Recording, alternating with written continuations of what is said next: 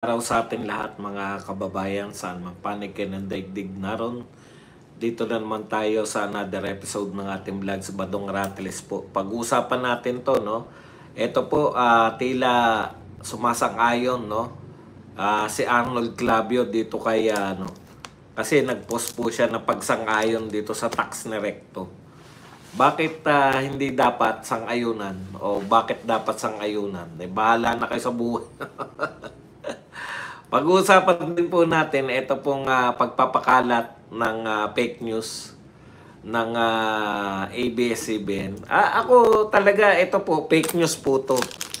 Yung binalita po na dahilan ng baha dyan sa Maynila ay tong Dolomite Beach, no? Alam na po natin na fake news yan, no? Dahilan lang po yan, pinick up po ng isang congressman na hindi po natin alam kung bakit gigil na gigil sa Dolomite. Napaimbestigahan. Ngayon, pinapakalat. Actually, dun pa sa Dolomite mismo nag-video yung taga-ABS, no? Talagang grabe po tong mga network po natin. Wala na ba kayong kakayahan mag-fact check, no? Fact check lang po yan. Yung mga vlogger nga, nagpa-fact check kami. Totoo ba? Sinong scientist? Sinong scientist yung nagsabi na dahilan yung Dolomite ang nagdulot ng baha sa Maynila?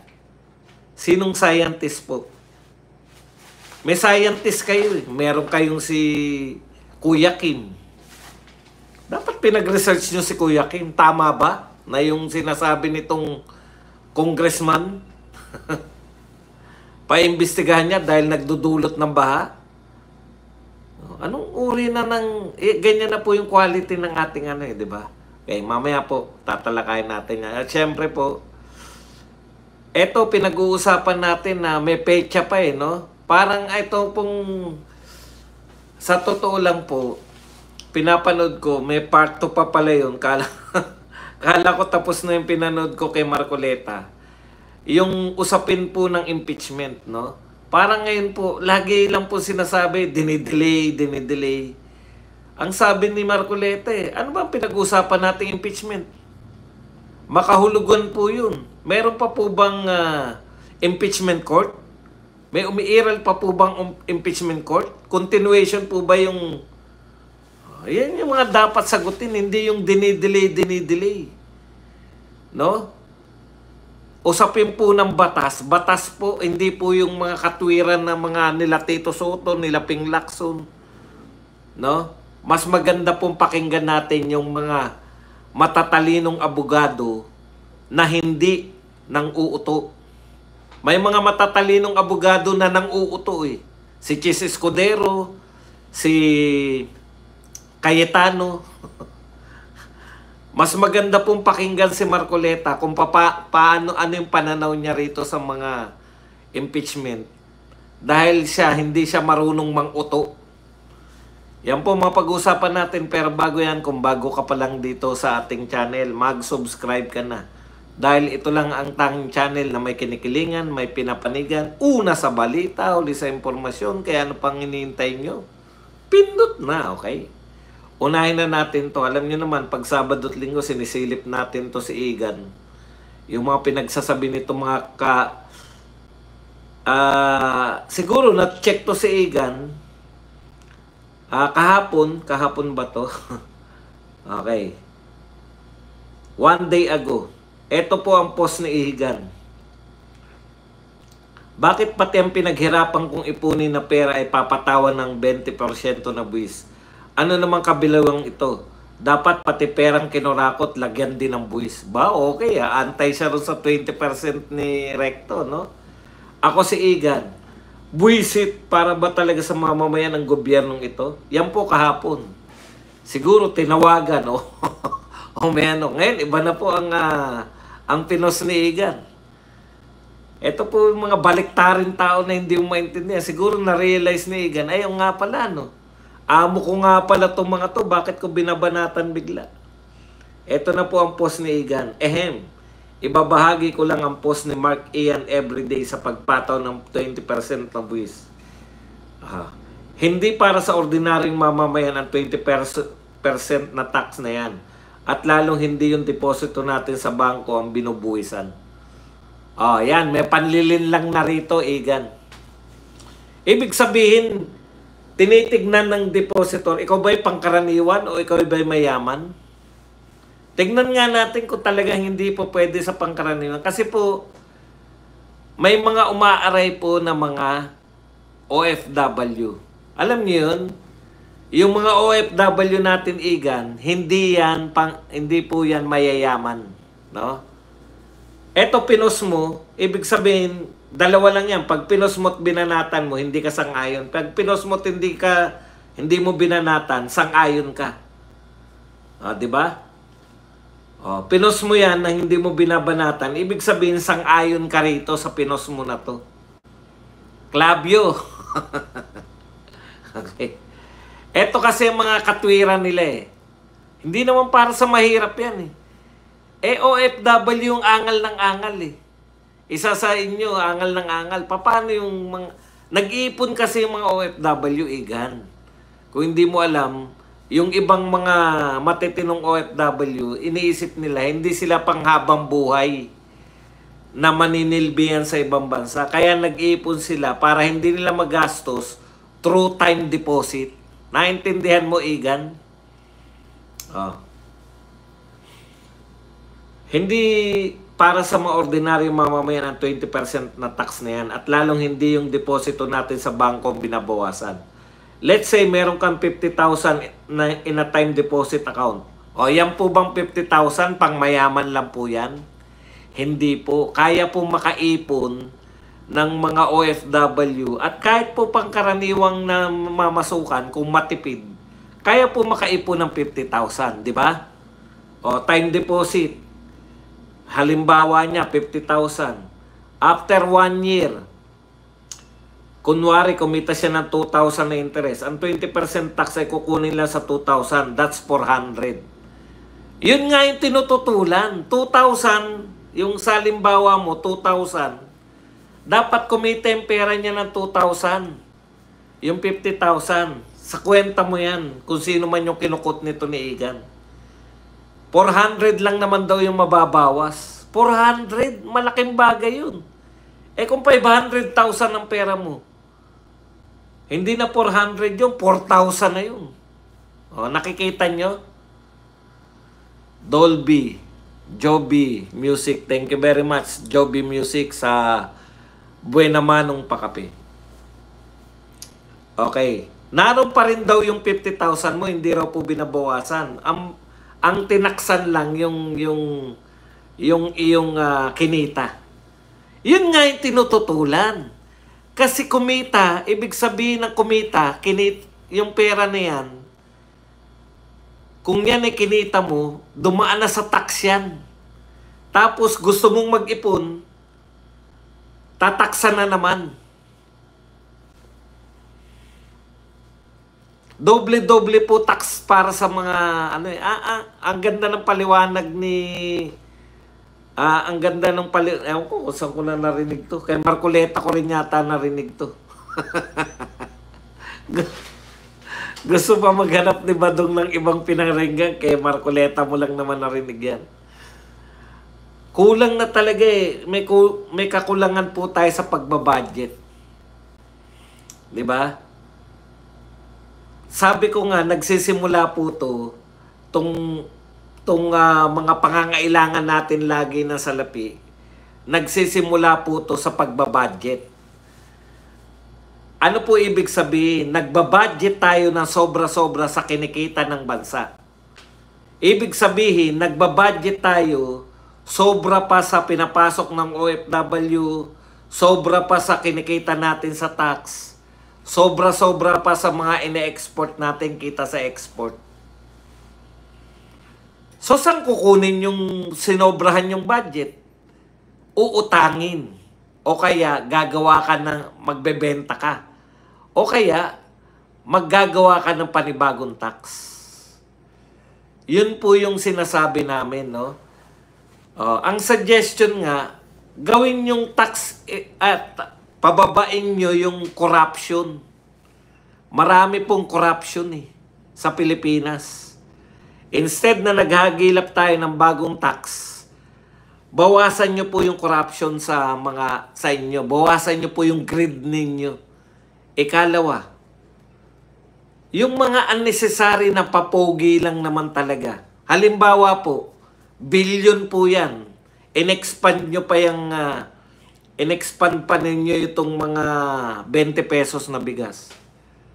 Magtotohanan po tayo, hindi naman po lahat makakabili ng 20 pesos na bigas Pero dahil kinakailangan nyo yan dahil ang 20 pesos na bigas po ay ayuda. Bumibili kayo ng mahal, binibenta nyo ng mura, saan na pupunta yung lugi natin? Lugi po yan, yan po uutangin na naman yan. O kaya, pag wala na mautang, tataasan na naman yung tax. Niloloko nyo lang yung tao Nagbebenta kayo ng 20 pesos na bigas, tao rin naman, yung mamamayan din naman po magsushoulder ng iba. Ang masakit pa nito, kasama sa magsushoulder, kasi tataasan nyo yung buwis, mag-iisip kayo, mangungutang tayo, kasama kami sa magbabayad. Kasama yung sa mga magbabayad ng uutangin ninyo, yung mga hindi makakabili ng 20 pesos na bigas. Pwede po bang hindi magtinda ng bigas na 20 pesos? Pwede. Alam niyo ibig ko sabihin? Wala namang katotohanan yung proyekto na yan. Hindi naman talaga totoong 20 pesos yan. Wala naman po talagang totoo. Hindi naman po talaga yan. Bakit nyo ipinagpipilitan yung 20 pesos na bigas? Hindi naman na kami nakakabili niyan. Sino lang ba nakakabili niyan? Tapos, magbabayad tayong lahat dahil ginagastosan natin yan.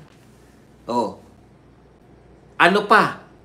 Yung hindi nyo tatapusin na ayuda. Ngayon, nag-iisip pa itong mga congressman, bigyan natin ng baon 1,000 ang mga estudyante. Ang gaganda po pakinggan lahat Saan kukukuha ng pera? Alam niyo ba yun? Yung pagmaliit ang sweldo ng tatay, pati yung baon sa anak, tinitipid din yan ng nanay. Dahil ang budget ng pamilya depende sa kinikita.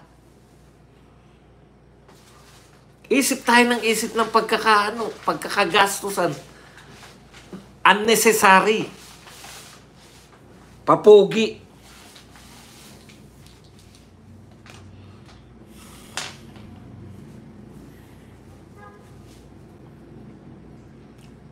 Kaya isip ng isip si Recto ng tax, isip ng isip ng makukuhang pera, isip ng isip ano pa ba mga bakanteng pera pwedeng kunin dyan.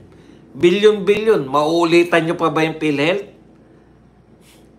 Ilang bilyon yung kinuha nyo sa PhilHealth?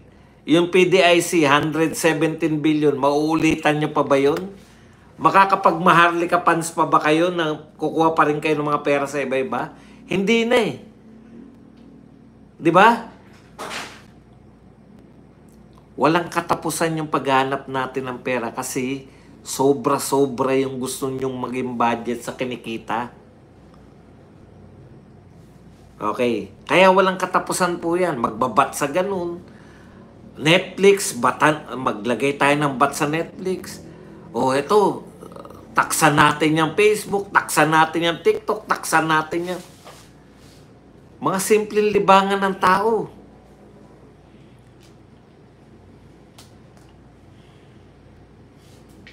Napakaraming perang lumalabas. Wala namang visible na proyekto. Paano?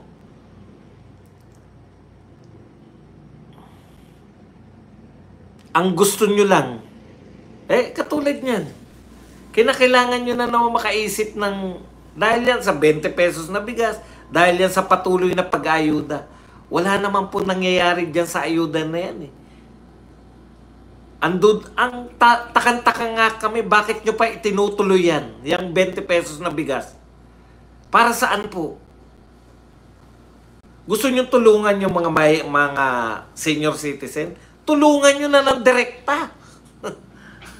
Hindi na yung papadaanin nyo pa sa 20 pesos kunwari na bigas. Ibigay nyo na sa kanila direkta. Pinahirapan nyo pa eh. Ilang kilo po yung pwedeng bilhin ng mga senior citizen? 5 kilo? Oh, bigay nyo na sa kanila 20 pesos. Bigay nyo sila na 100. Pero yun, 100 lang po yun eh. 100 lang yung matitipid nila sa 5 kilo. Mamamasahe pa sila, magbibit-bit pa, kukuha pa ng katulong para magbit-bit. Senior citizen nga eh.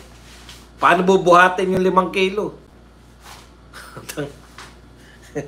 Kinukomplikasyon nyo pa eh.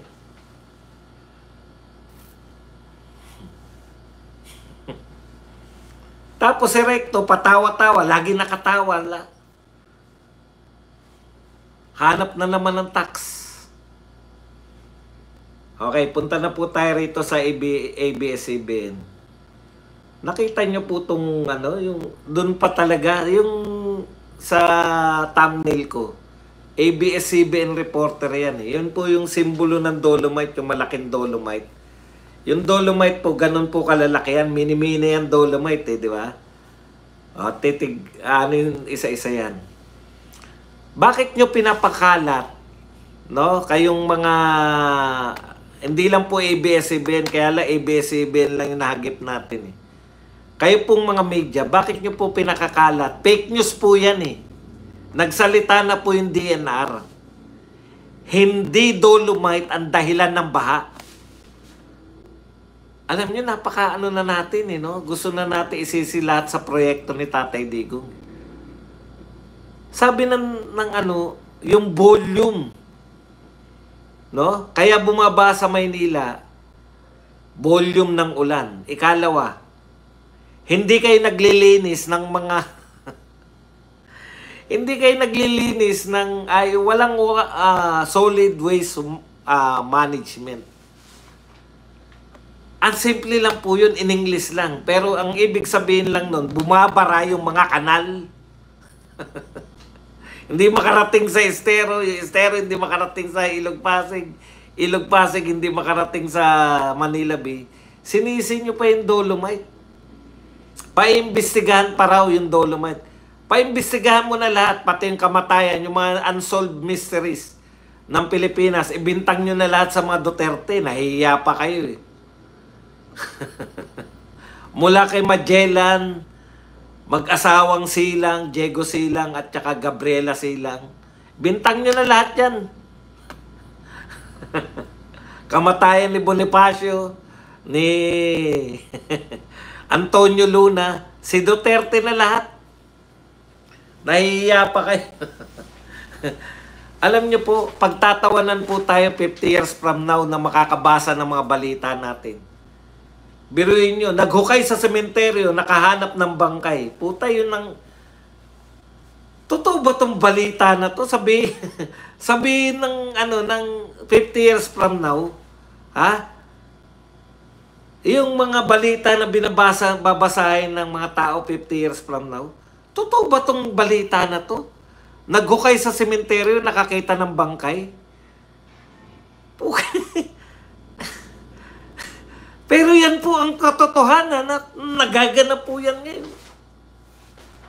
Naghukay sa sementeryo, nakakita ng mga bangkay. Nakakita ng mga buto. Hinihina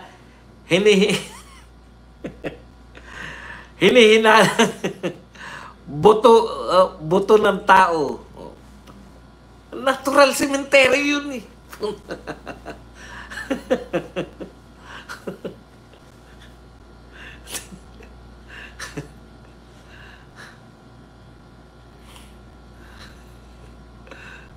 Tignan nyo. Ayan, no? Tama ka, boss. Dito sa Manila, pinabuksan ni Isko yung floodgate at pinalinis yung kanal. Di ba? Pero yun, napakasimple lang. Isisisi nyo pa sa dolomite. Bubuksan. Nakasara lang. Nakakagigil kasi para mapasama lang. O halimbawa dolomite talaga. Anong gagawin nyo? kunwari nabarahan, sabihin, oh, dahil sa Dolomite nabarahan. Anong gagawin nyo kung nabarahan dahil sa Dolomite? Di gumawa kayo ng kanal. Pagandahin nyo rin dahil may tulay pa ngayon. Halimbawa lang ha. Halimbawa lang po, sinasabi nila. Kasi naglagay ng Dolomite dyan, wala na madaanan. Di gumawa po kayo ng daanan, tapos lagyan nyo ng tulay. Magpapapicture pa mga tao ron. Yung kanal na yun, lagyan nyo ng mga bangka. Naging tourist attraction pa yun, kung yun talaga yung dahilan. Hindi yung, kasi sa kanila, wala silang solusyon sa lahat eh. Once na naisisi na nila, okay na yan, nasisi natin sa Duterte. Ano nga gagawin nyo? Gobyerno kayo eh. May kasalanan yan, Duterte, kasi Dolomite sila nagpatayo niyan eh. Kaya may baha sa Maynila. So, anong gagawin? Wala lang, nasisi na namin sa Duterte. Hayaan na namin yung mga sila Antecler.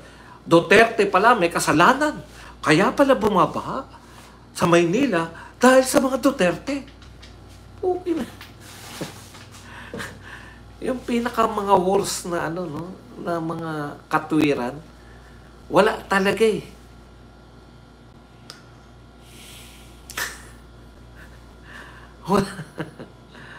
ABS-CBN, bakit po ang background nyo pa Dolomite? Naroon pa yung reporter eh.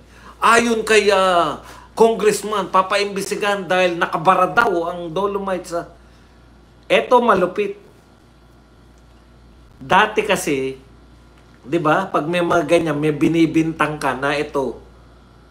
DNR yan ha. So, ibig sabihin, dumaan yan sa mga kung ano-ano. Okay. Eto malupit. Dati mga simpleng bagay lang, may mga pa sila, may mga ini-interview pa mga, eto po si Mang Tani, eto po ang mula po sa Geosciences ng UP. May mga ini-interview po pong ganun eh. Tinitiyak ko sa inyo, wala pong scientist na magpo-point out na ang dahilan ng baha sa Maynila ay Dolomite. Bakit? Putya, hindi pa presidente si Duterte. Basura pa nakalagay sa Dolomite, binabahan na Maynila eh. Sabi nga sa inyo eh, di ba? Sa Recto. Pinangalan sa lolo nito, ni Ralph Recto. Sa Recto, umulan lang, baha na sa Recto. Paano mo isisisi sa Dolomite yan? Ibig sabihin, dapat, para mo masisi sa Dolomite, walang baha sa Maynila noon. Pero buhat nung tinayo yung Dolomite, nagkabaha na. Yun po, ganun. May in-interview po. Scientist ba, Badong? Hindi po. Yung tendera.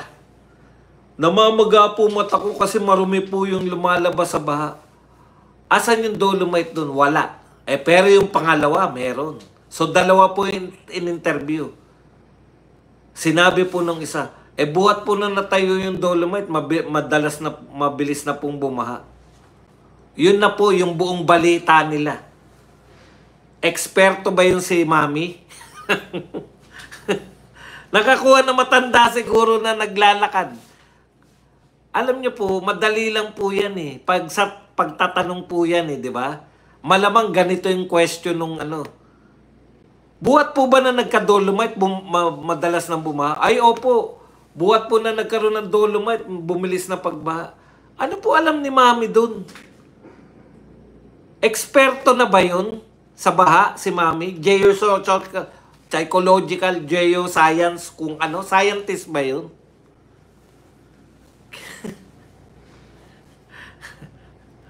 Scientist yun? Yung aling dumadaan? Tapos, mahabang interview kay doon sa mag-iimbestiga raw. Kaya kayong mga congressman, pag natuloy yung investigasyon sa Dolomite na yan ang sanhi ng baha, wala na talaga kayong katuturan. Hindi nga po nakakapogi yun eh. Tapos sasabihin daw ang sabi pa nung congressman wala naman daw talagang hindi naman daw talaga nagsayang lang daw ng pera. Nagsayang lang daw ng pera sa Dolomite kasi aesthetic lang daw. Hindi naman daw nag-improve yung tubig sa Manila Bay. Talaga lang, Congressman? Bakit naligo ka na ba? Tinikman mo. Tinikman mo ba, Congressman? Dati ka bang tumatay dyan, Congressman? Kakabwisit. Ako, asar ako sa bumibira sa mga Dolomite eh. Dapat daw sa flood control na lang daw. Sa flood control na lang daw. Nilagay yung pera dyan. Nanghinayang daw siya sa Dolomite. Bakit ka nanghinayang, Congressman? Kung ganyan po ang katwiran natin na sayang daw ang pera, yung Luneta po, nakakabawas ba ng baha ang Luneta? Bakit natin pinagaganda yan? Ang mahal po ng ginagastos dyan sa Luneta. Sayang po pera dyan. Dapat flood control na lang, Congressman. Di ba? Nakakatulong ba yung Luneta?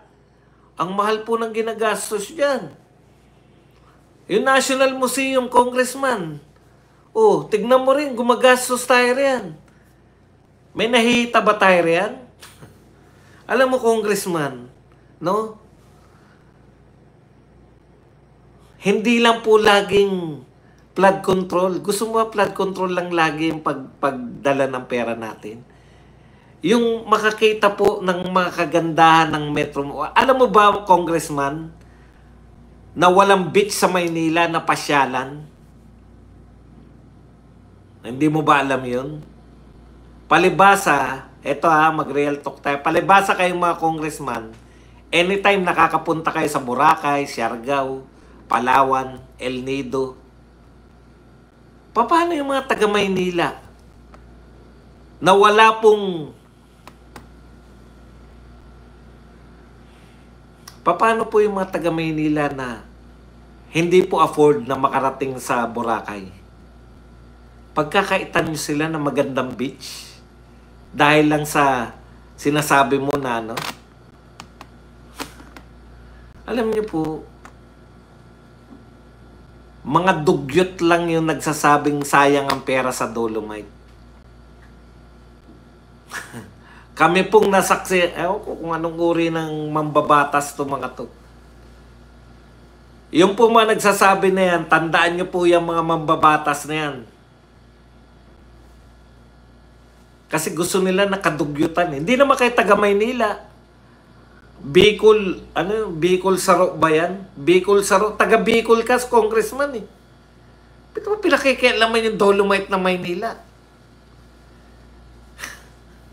Sayang lang daw ang pera. Tumatay ka ba dyan? Nanghinayang ka? Taihan yan kasi.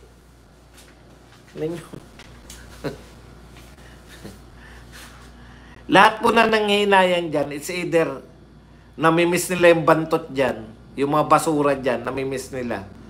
Hindi po ako hindi po ako di lahat na lang po ng kagandahan. Lahat na lang po ng mga pinagawa natin.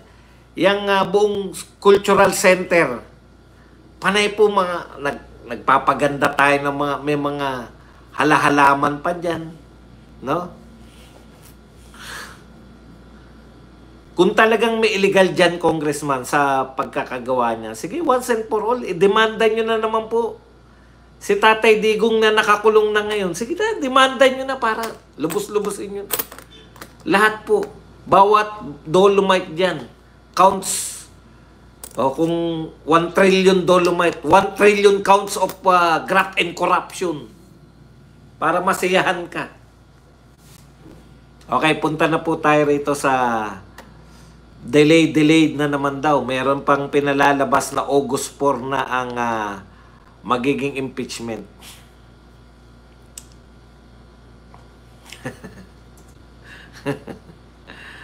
Ayaw nila ng may napupuri. Masakit sa mata nila eh. Okay, punta po tayo rito sa impeachment. Ngayon po, pinapalaga na naman itong mga to. Ito August 4 impeachment trial. Ito po yung mula sa Inquirer, Radyo Inquirer. August 4 impeachment trial ni Sara Duterte, pinalagan ng ilang senador. Ha? Pinalagan pa nila. Hiniling ni Senator Pampilo Ping Lacson na mapag-usapan sa plenaryo ang panukalang ipagpaliban sa ika-4 ng Agosto ang pagbuo ng impeachment court para kay Vice President. Eto, nag-uusap-usap sila na wag na nating i-delay, wag ng August 4 sa madaling ano na. Ang tanong po, eto, alam nyo po ba na si Marcoleta ay hindi miyembro ng Senado ng 19 Congress? Alam niyo po ba na si Marcoleta ay miyembro ng 20th Congress? Nagsasabi po si Marcoleta na lahat ng hindi nyo pwedeng madala yung mga pinaggagawa nyo sa 19th Congress. Hindi yan automatic na dala-dala nyo sa 20th Congress. Kaya nga ang tanong ni Marcoleta, ano ba yung pinag-uusapan yung impeachment? May impeachment bang pag pinag-uusapan?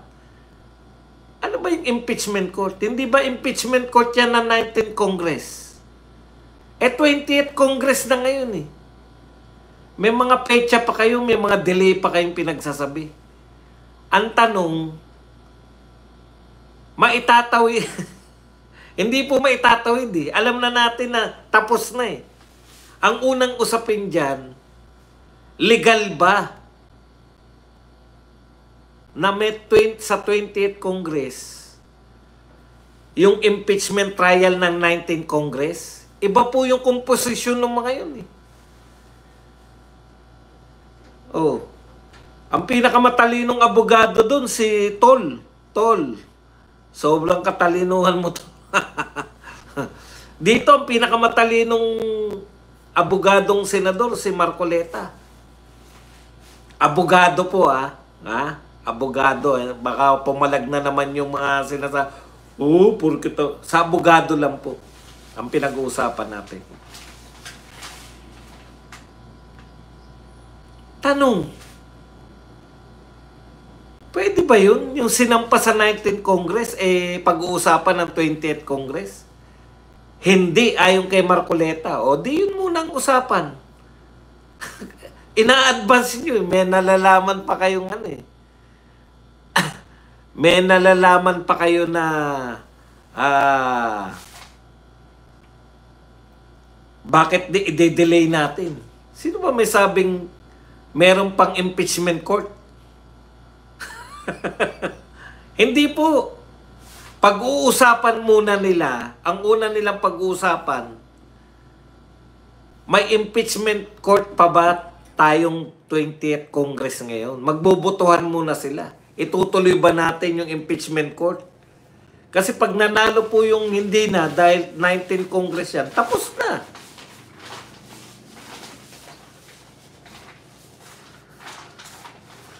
Okay, ikalawa. Yun po, yung usapin ng... ini-ignore nyo, Ping Lacson, Tito Soto, ini-ignore nyo na may usapin sa Supreme Court? Ano yung mga pinagsasabi nyo na dapat ituloy si Rapi Recto? Dito po nakikita eh. Rapi Tulfo pala, Rapi Recto. Rapi Tulfo. Dito po makikita kung anong uri ng mga senador itong mga to. No? Bago kayo mag-proceed, bago nyo sabihin na i-ignore nyo lang yung ang nirereklamo ni BP Sara at ngayon sinasabi po ni Marcoleta, solid po yan yung 7, Duterte 7, solid po yan, isang boto po yan. Ito kasing mga to, alam naman namin na kayo ay boboto pabor kay BP Sara. Pero dahil mga pleaser kayo, si Chis Escudero, sila Cayetano, mga pleaser yung mga yan, yung mga tipong lahat ng panig gusto nila eh. Alam naman namin, eventually, boboto kayo pabor kay BP Sara. Pero, talaga ba naniniwala kayo na yung fourth impeachment ay legal? Eh, kahit hindi ako abogado, alam kong hindi illegal yun eh. Doon pa lang eh. Tapos sasabihin nyo na delaying tactics. Anong delaying tactics? Hindi nyo po pwedeng i-trial yung illegal. Oh, yan yung sinasabi ni Marcoleta. Kaya nga pinagpapaliwanag sila ng Korte Suprema eh. Ano ang ginawa ninyo? Tanong, nagpaliwanag na ba yung yung HOR? Hindi pa kayo nagpapaliwanag, di ba? Hindi pa nga lumalabas si Bukoy.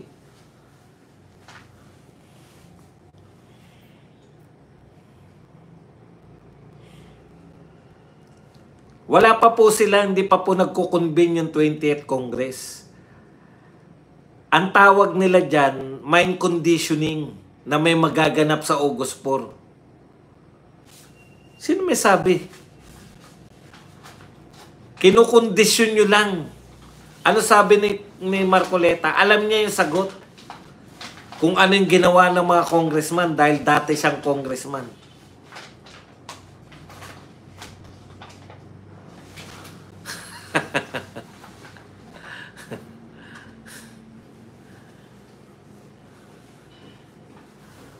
Correct. Yan ang tanong. Paano madedelay? Hindi pa naman kayo nagkukonvene ng impeachment court. At hindi rin kayo pwede mag-convene ng impeachment court hanggang hindi nila sinusunod yung utos. Ang dami pong pinag-uusapan eh. Di ba inutusan sila ng 19th Senate? 19th Congress Senate. Sabi, sagutin nyo to. Wala pa silang sinasubmit. So bakit magkukonvene yung 20th Congress na Senate? Hindi pa naman sumasagot yung mga congressman sa inutos nila. Yan yung una. Ikalawa, pag sinagot ba ng congressman, automatic magkukonvene sila? Hindi rin automatic yun. Kinakailangan mapapayag muna yung 20th Congress Senators na mag-convene sila as impeachment court.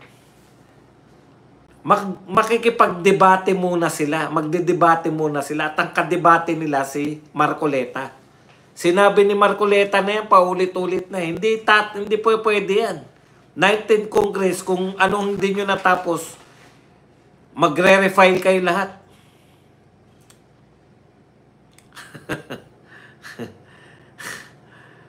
Panay sila sa press. Wala naman, magtapatan na tayo. Wala na pong naniniwala sa media. Kasi kung may naniniwala pa sa media, ito po ang ginagawa na ng mga tao. Nagrarally na ngayon sa Dolomite. Di ba?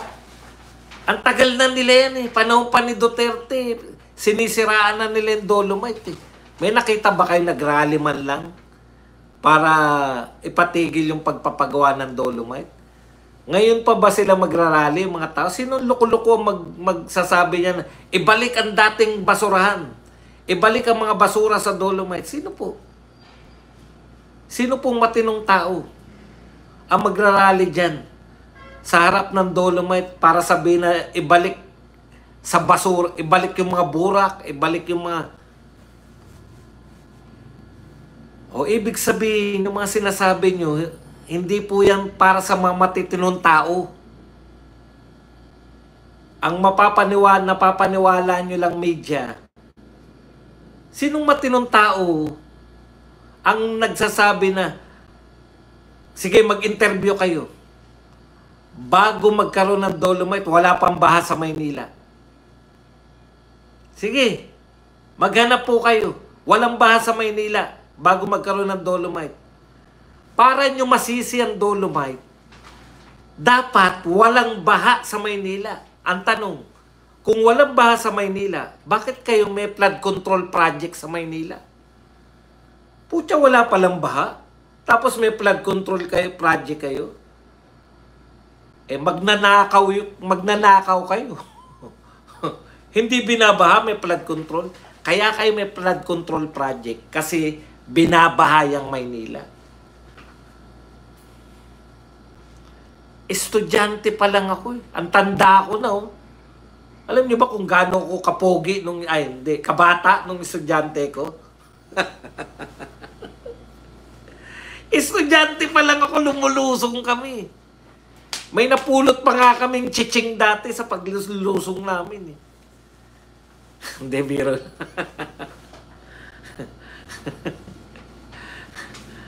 Nilulusong po namin yan. Meron pong time mula TAF. Ha? Naglakad kami hanggang Tayuman. Oh. Baha yun. Sarap na sarap kami. Ang dami naglalakad. Tuwan-tuwa kami mga estudyante. Wala pang Dolomite nun. Dahil ang presidente pa nun si Fidel Ramos. Nung estudyante ko, Fidel Ramos pa. Tapos sasabihin ninyo na Dolomite ang dahilan. Kinang-kinang. Walang maniniwala sa inyo. Kayo, nagtataka kayo, media. Nagtataka yung mainstream media. Bakit wala nang naniniwala sa amin? Paano may maniniwala sa inyo? Una, alam nyo ba ang ginagawa ng mga yan noon, nung panahon ng Dolomite? Nung bagong latag pa lang ang Dolomite, tuwing umuulan, hindi bagyo ha, tuwing umuulan, nakahilera dyan, ABC5, ABS-CBN, GMA7. Gusto nilang makunan na yung Dolomite. Kasi sinasabi nila, paano pag umulan? Di tatangayin daw yung Dolomite. Nakahilera po sila dyan. Tawa ako ng tawa kasi paano tatangayin yung Dolomite? Tanga-tanga kasi kayo. Paano tatangayin yun? Hindi naman po kasing bigat ng buhangin yun eh. Malalaki po yung Dolomite kaysa sa buhangin.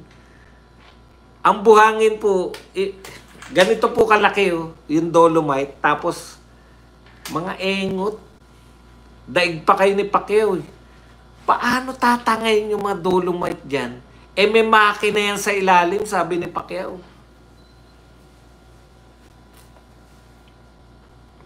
Kaya noon pa, gustong-gusto nila masira yung Dolomite. Ano sabi ni Isko noon? Kung tangayin man yan, ganun yun eh, di ba?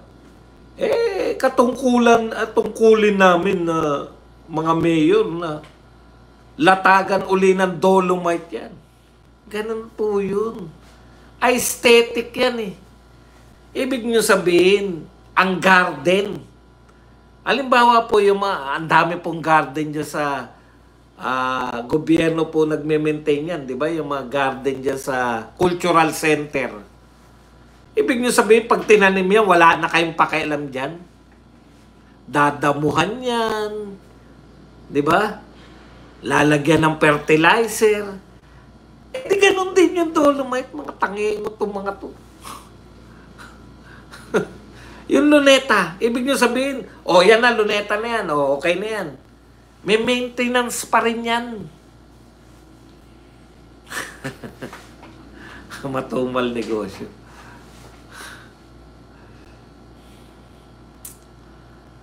Bumalik na naman pala sa Dolomite. Nasa na tayo kanina. Yun po, no? Malabo po yan na yung impeachment. Ayon kay Marcoleta, malabo po yan. Eh, maganda yung sagot ni Marcoleta eh. Sabi ng isa sa mga host nung saganang mamamayan. Eh, ang kinukot po nila eh ano? Ang kinukot po nila eh survey. Ayon po sa survey. Eh gustong-gusto na raw po ng mga Pilipino na makapagpaliwanag si Inday Sara sa impeachment trial. 'Di ba?